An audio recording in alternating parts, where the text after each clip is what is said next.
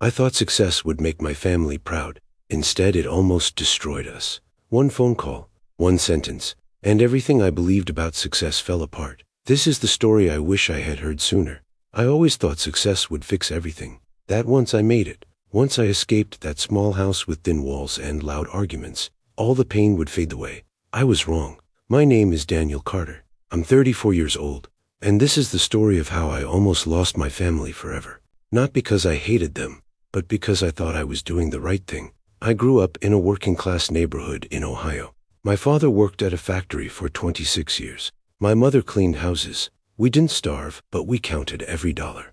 Arguments were common, mostly about money, sometimes about dreams that never came true. My dad used to say, "Dreams don't pay the bills, son." I believed him for a long time, but something inside me wanted more. I wanted a life where I didn't have to apologize for wanting better.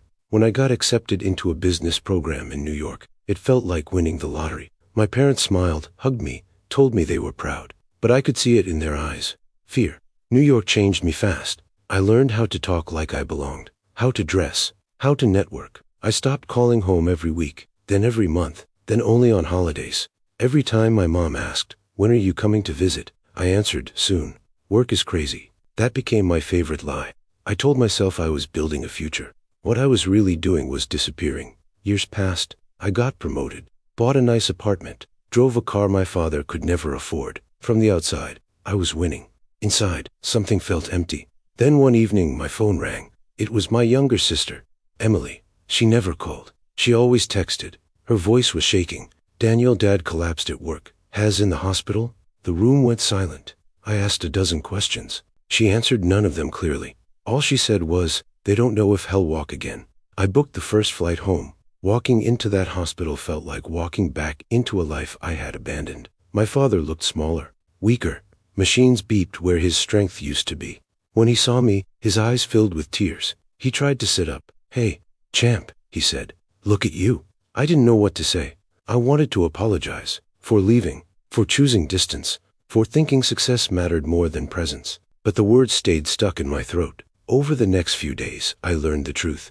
My mother had been exhausted for years. Emily had put her life on hold to help them. Bills were piling up. The factory had let my dad go after the accident, and I, the successful one, knew nothing. One night, I overheard my parents talking. My mom whispered, "I didn't want to bother him. He has his own life now." That sentence broke me. I realized something painful. They didn't feel abandoned. They felt like a burden.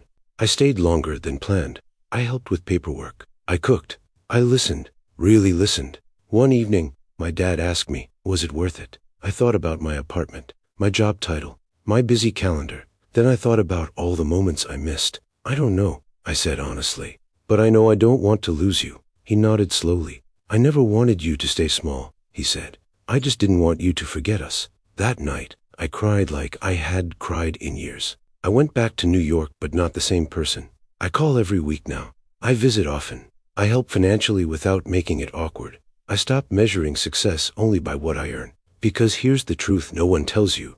You can chase success your whole life, but if you lose your family along the way, you'll realize too late that you were running in the wrong direction.